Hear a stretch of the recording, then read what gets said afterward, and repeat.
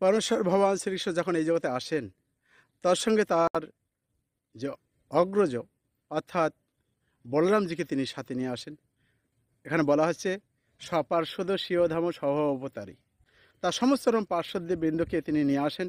বলরামজি কে? আমরা সবাই তো জানি যে বলরাম হচ্ছেন ভগবান শ্রীকৃষ্ণের অগ্রজ।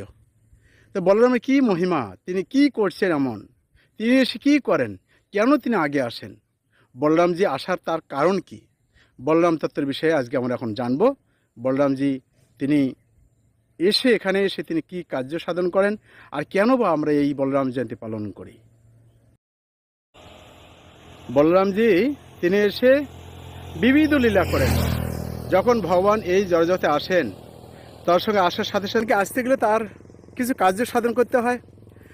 তো আমরা জানি যেমন কোনো মন্ত্রী কিংবা কোনো বিশেষ ব্যক্তি যদি কখনো কোনো জায়গায় আসে, তার আগে কি করা হয়, বিশেষ তার কোথাও প্রতিনিধি দল সেখানে এসে চেক করে নেয় যে জায়গাটা ঠিক আছে কিনা।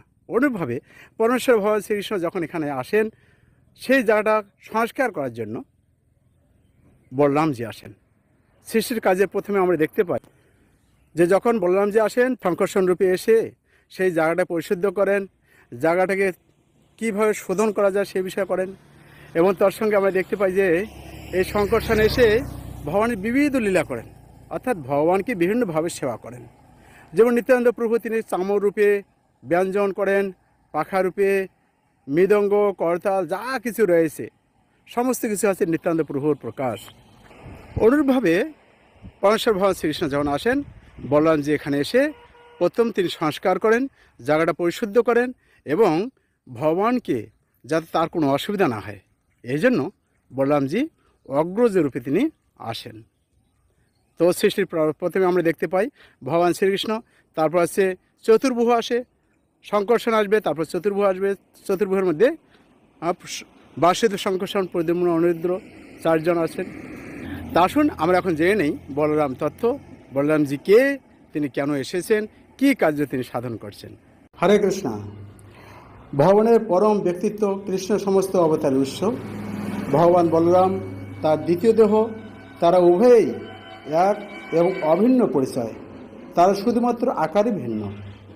বলরাম হলেন কৃষ্ণের প্রথম শারীরিক প্রসারণ এবং তিনি ভগবান কৃষ্ণের অতি ইন্দ্রিয় বিনোদনে সহায়তা করেন। তিনি সমগ্র আধ্যাত্মিক জগতের উৎস এবং তিনি হচ্ছেন আদিগুরু, তিনি আধ্যাত্মিক গুরু। তো এই বলরামজি হচ্ছেন তিনি মূল সংকর্ষণ এবং তিনি হচ্ছেন আদিগুরু। আমরা যে পৃথিবীতে অবস্থান করছি যা কিছু এই ব্রহ্মাণ্ড, তো তিনি কি করছেন? Maths Olympiad coaching now enrolling. 6 days will make your child 5 আছেন। তো তিনি হচ্ছেন শ্রীকৃষ্ণের সেবা করার জন্য আরও 5টি রূপ ধারণ করেন। তিনি স্বয়ং ভগবান কৃষ্ণের আমোদ প্রমোদে সহায়তা করেন, ভগবান যাতে ভগবানকে আনন্দ প্রদান করতে পারেন। তিনি বাসুদেব, সংকর্ষণ, প্রদ্যুম্ন, অনিরুদ্ধ নামে পরিচিত। তো তিনি 5ভাবে সেবা করেন। একটা হচ্ছে বাসুদেব, সংকর্ষণ, প্রদ্যুম্ন, অনিরুদ্ধ আর স্বয়ং বলরাম রূপে। তো এই জন্য এই চতুর্ভুজ যে রয়েছে 4টি রূপে সৃষ্টির কার্য তিনি করেন। তিনি সৃষ্টির কাজে ভগবান শ্রীকৃষ্ণের আদেশ পালন করেন এবং ভগবান শেষের রূপে অর্থাৎ শেষ নাগ রূপে তিনি শ্রীকৃষ্ণকে বিভিন্নভাবে সেবা করেন। আর সমস্ত রূপে তিনি কৃষ্ণের সেবা করার অতি ইন্দ্রিয় আনন্দের স্বাদ আস্বাদন করেন। বলদেবের দয়া না পেয়ে কেউ কৃষ্ণের কাছে যেতে পারে না, অর্থাৎ বলরাম প্রভুর কৃপা হলেই তবেই ভগবান শ্রীকৃষ্ণের কৃপা প্রাপ্ত হওয়া যায়। এই জন্য যখনই কৃষ্ণ বস্তু জগতে আবির্ভূত হন এই ভৌতিক জগতে, তিনি তার সহযোগী এবং উপাধির সাথে থাকেন। 5000 বছর আগে যখন কৃষ্ণ জড়জগতে অবতরণ করছিলেন তখন তিনি সর্বপ্রথম বলদেব ছিলেন। বলদেব কৃপা করার পরেই কৃষ্ণ অবতীর্ণ হন। কৃষ্ণের মধ্যে এমনই নিবিড় সম্পর্ক, বলদেব যখন দেবকীর গর্ভে 7ম সন্তান হিসেবে আবির্ভূত হন তখন তিনি বুঝতে পারেন যে এটি একটি ঐশ্বরিক সন্তান এবং তিনি তাকে তার নিরাপত্তার বিষয়ে তার উদ্বিগ্ন করে তুলছিলেন, এমনকি তার ক্ষমতা বুঝতে পেরেছিলেন এবং সে ভীত হয়ে পড়েছিল। এইভাবে অর্থাৎ আমরা জানি কংস তিনি বুঝতে পেরেছিলেন যে কৃষ্ণ বলরাম কীরকম যারা আসবে তারা কীরকম শক্তিশালী হতে পারে। এই জন্য তিনি কী করলেন, তিনি অত্যন্ত ভীত হয়ে পড়ছিলেন। আর ভগবান শ্রীকৃষ্ণ কী করলেন, যাতে কোনো অসুবিধা না হয় এই জন্য প্রথমে বলরামকে পাঠালেন। আর বলরামজিকে প্রেরণ করার পরেই পর দিয়ে তিনি যোগমায়াকেও অর্থাৎ প্রেরণ করলেন, যোগমায়াকে আসতে বললেন এবং তিনি স্বয়ং আসলেন এবং যোগমায়ার মাধ্যমে সেই রোহিণীর গর্ভে স্থানান্তরিত করলেন বলরামজিকে, দেবকীর গর্ভে থেকে রোহিণীর গর্ভে স্থানান্তরিত করলেন। এই জন্য অনেকেই জানতে পারলেন যে দেবকীর সপ্তম গর্ভ নষ্ট হয়ে গেছে, তাই না?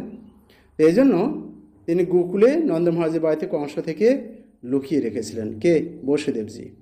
এভাবে নন্দ মহারাজের আশ্রয় গোকুলে বলরামের আস্তে আস্তে ওনাকে সেখানে জন্ম হয় এবং যদু রাজবংশের শ্রদ্ধেয় কুলগুরু পরিবারের পুরোহিত গর্গমণি রোহিণীর কাছে প্রকাশ করেছিলেন যে তিনি যে সন্তানকে বহন করছেন তা প্রকৃতপক্ষে তার স্বামী বসুদেবের। এই কথা গর্গমণি তাকে স্মরণ করে দিয়েছিলেন। আর নামকরণ অনুষ্ঠানের সময় তিনি শিশুটির নাম রাখেন রাম, যিনি সমস্ত আনন্দ প্রদান করেন। শিশুটির অপরিমেয় শক্তির কথা উল্লেখ করে গর্গমণি ভবিষ্যৎবাণী করেছিলেন যে তিনি আছেন বলরাম অর্থাৎ বালা অর্থ শক্তি নামেও পরিচিত হবেন। যেহেতু তিনি দেবকীর গর্ভ থেকে রোহিণীর গর্ভে জোরপূর্বক আকৃষ্ট হয়েছিলেন তাই তাকে সংকর্ষণও বলা হয়, আকর্ষণ যেহেতু করছিলেন। রোহিণীর পুত্র হিসেবে তিনি রোহিণীনন্দন নামে পরিচিত ছিলেন এবং কৃষ্ণের বড় ভাই হিসেবে তাকে দাউজিও বলা হতো, দাউজি বলে অনেক সময় সম্বোধন করতেন। শক্তিমান ভগবান বলরাম 16 বছর বয়সী, যৌবনের দীপ্তিতে পূর্ণ এবং স্ফটিকের রং ছিল ফর্সা। কৃষ্ণের রং ছিল কালো আর বলরামের রং আছে ফর্সা। তিনি নীল বস্ত্র এবং বন ফুলের মালা পরেন, নীল বস্ত্র পরিধান করতেন। তার সুদর্শন চুল একটি করুণ টকটে বাঁধা ছিল। চমৎকার কানের দুল তার কানে শোভা পায় এবং তার গলায় ফুলের মালা এবং রত্নমালায় দিয়ে সজ্জিত ছিল।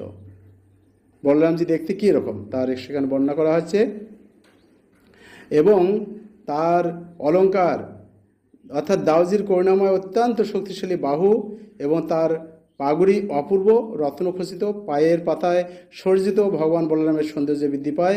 কানের দুল তার গালে স্পর্শ করত। কানের দুল কিরম ছিল, তার মুখ কিরকম ছিল, মুখ ছিল কস্তুরী থেকে তৈরি তিলক দ্বারা সজ্জিত এবং তার প্রশস্ত বক্ষ গুঞ্জার মালা দিয়ে অলঙ্কৃত ছিল।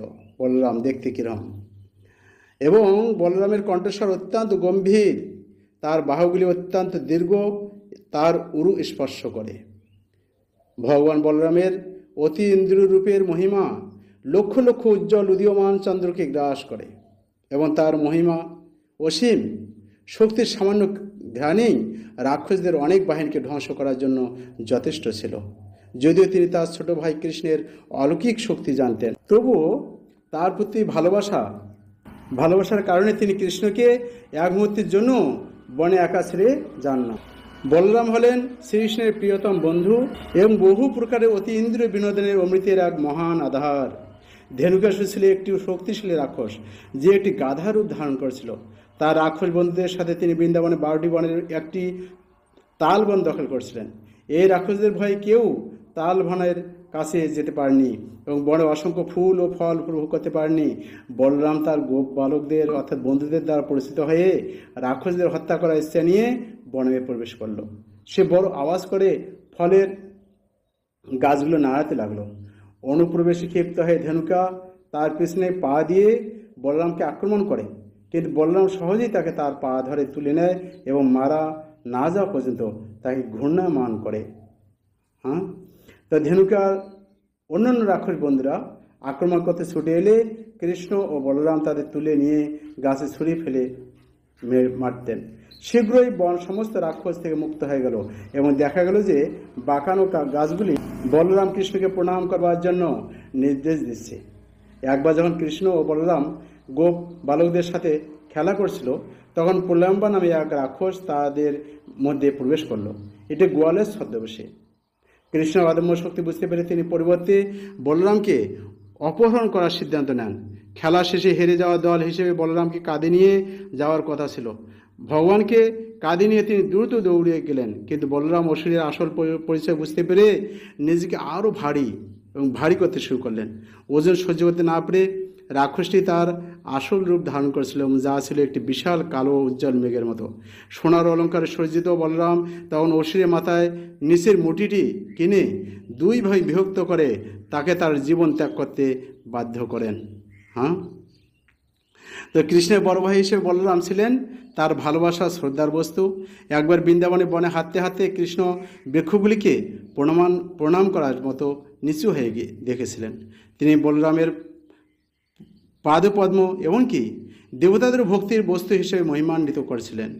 তিনি বলেছিলেন যে গাছগুলি যা পূর্বজন্মের নৈবেত্তিক ছিল, বলরামের ব্যক্তিগত রূপের সাক্ষী হয়ে এখন তার ভক্তির জন্য প্রার্থনা করছে। অন্য সময় বলরাম যখন খেলতে খেলতে ক্লান্ত হয়ে যেতেন তখন তিনি একজন গোয়ালের কোলে শুয়ে পড়তেন এবং কৃষ্ণ ব্যক্তিগতভাবে তার পায়ে মালিশ করতেন, তাকে পাখা দিতেন এবং তার সেবা করতেন। এমনই ছিল সেই কৃষ্ণ বলরামের প্রেমের মধুর প্রতিদান। একবার ভগবান বলরাম তিনি সেই সময় দ্বারকায় বাস করতেন।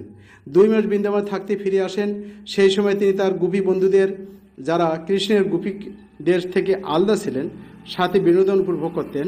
তো বলরামজি কী করতেন, তাদেরকে নিয়ে রামঘাটে যমুনার তীরে এই ধরনের বিনোদন উপভোগ করেন। ভগবান যমুনাকে ডেকে পাঠালেন যাতে তিনি জলে খেলা করতে পারেন। যমুনা দেবী যখন সাড়া দেননি, ভগবান বলরাম তার প্রিয় অস্ত্র তার নাঙ্গল তুলে নিয়ে যমুনাকে 100 স্রোতে টেনে নিয়ে যেতে লাগলেন। বলরামের অবস্থান বুঝতে পেরে যমুনা দেবী ব্যক্তিগতভাবে আবির্ভূত হন এবং ভগবানকে প্রণাম জানিয়ে তার মহিমা প্রার্থনা করেন। এইভাবে প্রভু তুষ্ট হয়ে নদীর জলে প্রবেশ করলেন এবং স্নান করলেন। জাম্বুবতী ও কৃষ্ণের প্রিয় পুত্র সাম্বা দুর্যোধনের কন্যা লক্ষ্মণাকে বিধান সভা থেকে অপহরণ করেছিল। তখন তার স্বামী নির্বাচন করার কথা ছিল। ক্রুদ্ধ হয়ে কৌরবরা কী করলেন, দীর্ঘ লড়াইয়ে পরে অবশেষে তাদের 6 জন শ্রেষ্ঠ যোদ্ধা পাঠিয়ে সাম্বাকে গ্রেপ্তার করে। যাদবরা এই কথা শুনে যুদ্ধের জন্য প্রস্তুত হন, কিন্তু ভগবান বলরাম তাদের শান্ত করেন, শান্তিপূর্ণ সমাধান পেতে পছন্দ করেন। যাই হোক, যখন তিনি কৌরবদের সাম্বা এবং লক্ষ্মণাকে ফিরিয়ে দেওয়ার জন্য অনুরোধ করেছিলেন, তখন কৌরবরা তাকে এবং যাদব বংশকে অপমান করে সাড়া দিয়েছিলেন। তাদের মিথ্যাপত্তিতে অজ্ঞ বুঝতে পেরে বলরাম তাদের নাঙ্গল দিয়ে হস্তিনাপুরে গঙ্গায় টেনে নিয়ে যেতে লাগলেন। ভীত কৌরবরা তখন বলরামের পদ্মের কাছে পাদপদ্মের কাছে আত্মসমর্পণ করে তার করুণা ভিক্ষা করে। তার অবিলম্বে সাম্বা এবং লক্ষ্মণাকে ফিরিয়ে দিয়েছিল এবং অনেক ধন সম্পদ উপহার দিয়ে আনুষ্ঠানিকভাবে বিবাহ করেছিল। সত্যযুগে রাইবত নামে এক রাজা ছিলেন, যার কন্যা রেবতী সর্বক্ষেত্রে শ্রেষ্ঠ ছিলেন। তার জন্য উপযুক্ত মিল অর্থাৎ তার উপযুক্ত পাত্র খুঁজে পাওয়া যাচ্ছিল না।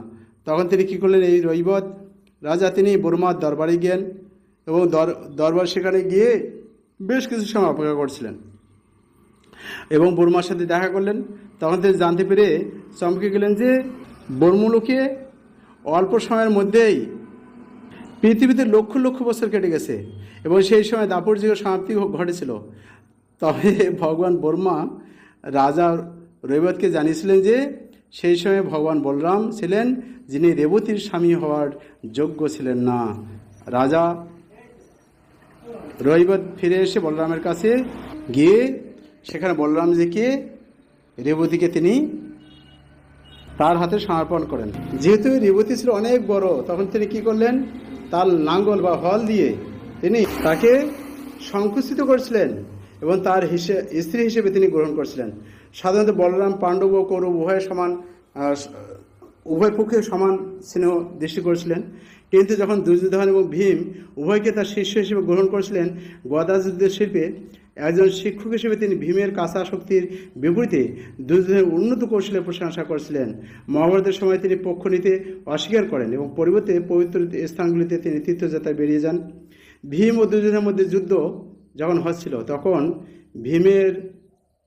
ভীম যে দুর্যোধনকে তার উরুভঙ্গ করছিলেন, সেই সময় বলরামজি এসেছিলেন সেখানে এবং বলরামজি এসে অত্যন্ত ক্রোধান্বিত হয়ে গেছিলেন। পরবর্তীতে ভগবান শ্রীকৃষ্ণ তাকে শান্ত করেন। তো একজন শিষ্যের প্রতি স্বাভাবিকভাবে কেউ মেনে নিতে পারে না যে তার আঘাত হয়েছে কিংবা তার এই ধরনের হোক, তো সে যত বড় খারাপ হোক না কেন দ্বাপর যুগের শেষের দিকে হাজার হাজার ঋষি নৈমিষারণ্যের তীরে সমবেত হয়েছিল এবং সেখানে বলরামজি যখন গিয়েছিলেন তখন সেখানে রোমহর্ষণ তিনি যথাযথ সম্মান যেহেতু পাননি বলরামজি, এর জন্য তাকে কী করলেন, কুশ ঘাস দিয়ে তাকে বধ করলেন এবং সেখানে পুনরায় সুত গোস্বামীকে আসনে অধিষ্ঠিত করলেন ভাগবত আসনে। এবং ভগবান বলরাম যখন সমাবেশে প্রবেশ করলেন তখন ভগবানের পরম ব্যক্তিত্ব বলে উপলব্ধি করলেন। উপস্থিত সকলেই তাকে শ্রদ্ধা জানাতে গিয়েছিলেন। তো রোমহর্ষণ যেহেতু তিনি বেদান্তবাদী হওয়া ছিল, এই জন্য তিনি কী করলেন, তাকে যথাযথ সম্মান প্রদর্শন করেনি এবং তখন বলরামজি তাকে একটু কুশ ঘাস দিয়ে তাকে মেরে দেন এবং সেখানে সুত গোস্বামীকে, তার পুত্র সুত গোস্বামীকে সেখানে বসিয়ে ভাগবত কথা চালিয়ে যেতে বলেন। আর ভগবান বলরাম শ্রীকৃষ্ণের চির সহচর, তিনি রামের সাথে লক্ষ্মণজি ছিলেন। চৈতন্য মহাপ্রভুর সহিত নিত্যানন্দ প্রভু হিসেবে তিনি এসেছেন। তিনি আদি আধ্যাত্মিক গুরু এবং কেউ আধ্যাত্মিক উন্নতি করতে যদি চায়, জীবনে ভক্তি জীবনে অগ্রগতি করব, তাহলে অবশ্যই বলরামের স্বর্ণপন্ন হওয়া উচিত, বলরামকে আমাদের সন্তুষ্ট করা উচিত।